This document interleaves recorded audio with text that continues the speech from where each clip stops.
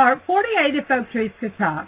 Have you ever had one of those rewarding moments where all of your hard work on a project is seemingly beginning to pay off?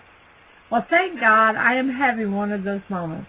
I've gotten some great news about my latest book that I've been working on. The results of the rewards are not quite known yet, as I've gotten an open invitation to do something that I've only dreamed to do, but my expectations are high.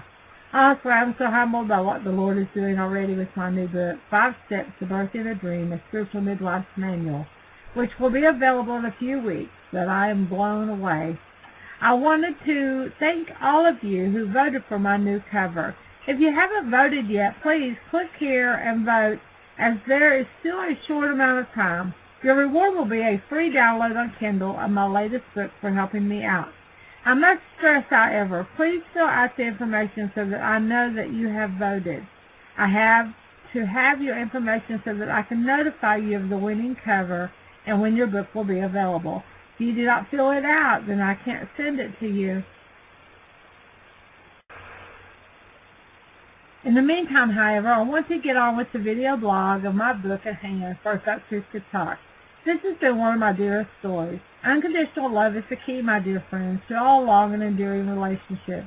In this romance suspense novel, Folk Trees Can Talk, I hope that I have painted a picture with my words that displays this kind of love and Helen's and Henry's love for one another. We pick back up in Chapter 21, The Final Plans. Amelia left and immediately drove to see Mr. Howard, the lawyer of her parents. Mr. Howard had been a longtime friend to her family and had handled every legal issue that they have ever had. She presented him with everything that had happened at Glenview. She told him everything that she suspected and what Mr. Hodges and Sheriff Eugene threatened her with if she didn't bring her parents back. Amelia also handed him all the paperwork that she had received when her parents were signed in and were admitted to Glenview. Lastly, she handed him the new pills that Henry was given and told Mr. Howard that suddenly he had a diagnosis of having severe allergies on his chart. He looked Amelia straight in the eye as she gave him the pills. He then looked over the paperwork thoroughly that she handed to him. Well, let me put your mind at ease, Miss Amelia. I have wonderful news. Mr. Hodges at Glenview has nothing to stand on. Miss Amelia, you acted as your parents' power of attorney while they were ill, which they gave you legal right to do. You freely signed them in, and you can check them out anytime you desire to do so. Mr. Hodges knows this, and he is facing terroristic threats in my professional opinion, and that Sheriff wannabe Eugene is using his office of authority illegally. This is not one thing Mr. Hodges can do about your parents legally. If you chose to walk your parents out this very second, your dear parents have their medical insurance and veterans' health care benefits that Glenview recognizes, so there shouldn't be an issue with remaining or outstanding expenses. I think we need to get to the bottom of what's really going on with Mr. Hodges at Glenview. I will do it very discreetly, of course, but I'm going to make a few phone calls. Did you say that Mr. Henderson at the Times had some information about Mr. Hodges? I think I should have me a little conversation with Mr. Henderson first.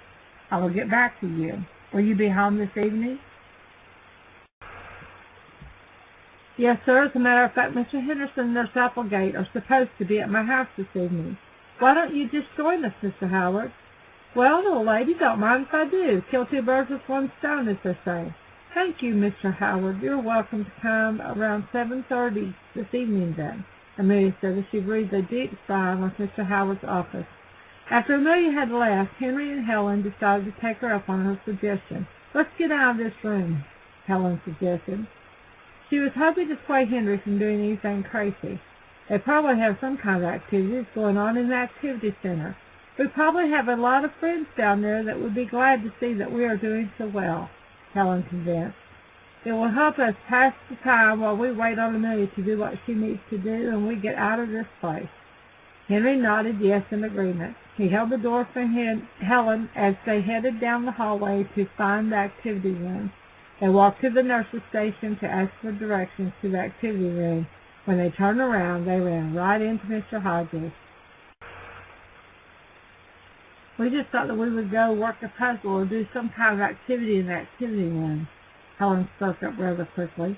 Henry just looked down at the floor, wrung his hands, and mumbled so loud that he could barely be heard. He then mumbled a little louder, and Helen and Mr. Hodges could hear the word ghost. Very well, it's right around the corner, Mr. Hodges said as he looked at Henry in total disgust.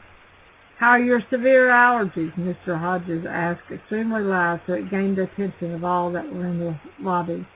Henry offered no response one way or the other as he wanted Mr. Hodges to think that he must still be very ill or drugged up because of the severe allergy medication.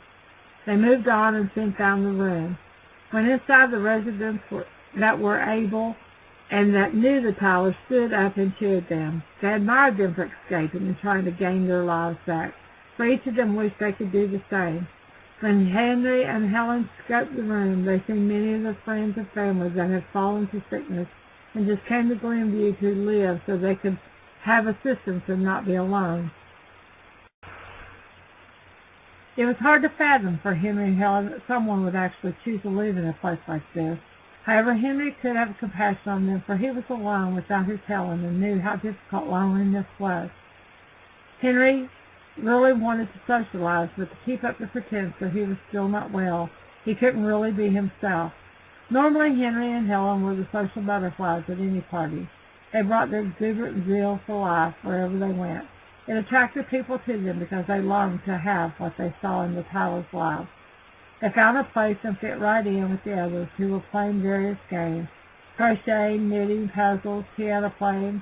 It was actually like a party, and Helen and Henry were glad they came. They needed activity in their lives, for Helen could not sit in that room any longer, regardless of how nice it was. Because Henry couldn't be himself, he whispered to Helen, "I will be right back." He stepped out into the hall and went toward the cafeteria as he could see its big double doors in plain sight. Just for a second, Henry felt lost. He forgot why he stepped out of the room. As he walked toward the doors, he heard voices coming toward him. He panicked. He seen the red sign that read "Stairs" on the door. He quickly dove in. He listened outside the door as his heart pounded wildly. It was Sheriff Eugene and Mr. Hodges. "Come to my office around 8 o'clock or 8:30 tonight," Mr. Hodges told Eugene. "We have to end this one," Mr. Hodges said in a hateful, determined voice. "Yes, sir, I'll meet you there," Sheriff Eugene said, as if he were a little child taking orders. Henry whispered, "Okay, I understand now." He had perfect timing. This could be it. The ghost will do his thing and be at the enemy's camp to hear what they plan.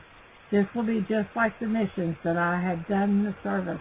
When Mr. Hodges and Sheriff Eugene left the hallway, they continued to walk into the cafeteria.